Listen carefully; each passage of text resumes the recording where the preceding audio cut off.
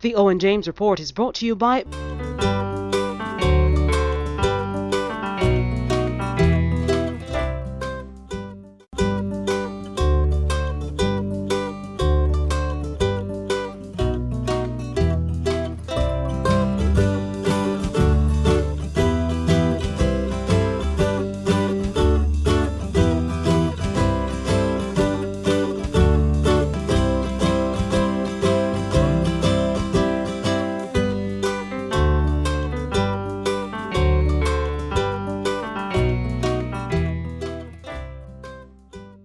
Good evening. This is the Owen James Report.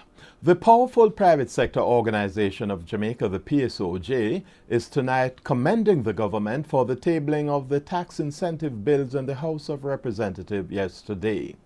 In a statement today, the PSOJ said the tabling of these bills made a significant step towards laying the foundation for a more competitive society where the playing field is leveled for all market players, as it removed the discretion over tax incentives from the political process.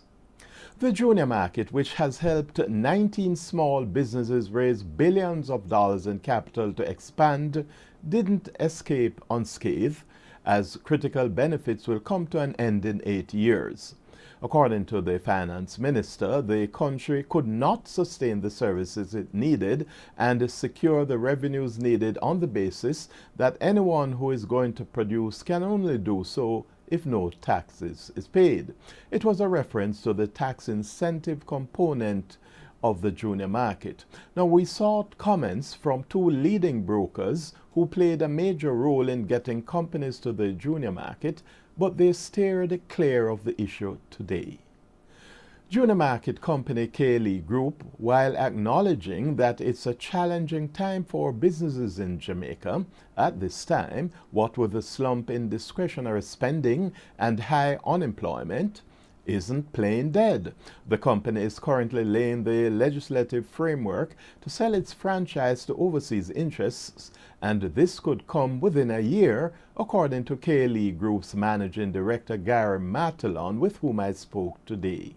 What I'm aiming for is to be able to get to the point of having an agreement with somebody to open a location. So what I would say to you is that the fact that we become compliant, because we're moving very aggressively to get to that stage, the fact that we become compliant based on a schedule that we're working from now towards the end of the first quarter next year, that would be my target point to close that deal shortly thereafter. So the time to construct and open beyond that is going to, you're looking at, depending on the extent of the concept that you're building and the location, you could be talking about 4 months.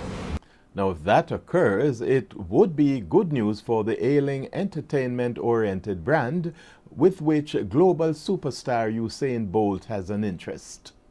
On the foreign exchange market, both the American dollar and the British pound strengthened against the local currency, whilst the Canadian dollar weakened.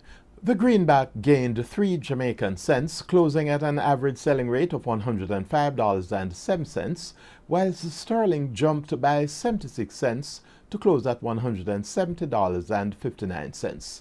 However, the Canadian dollar weakened by 13 Jamaican cents to close at an average selling rate of $101.89. Now, finally, news on the Jamaican stock market and falls by stocks such as Scotia Group, Grace Kennedy, and Carib Cement triggered modest losses in the indices today. The main JC index slipped 36 points, or 0.04%.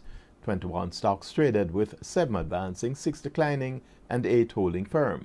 And that's the Owen James Report. Good evening. The Owen James Report was brought to you by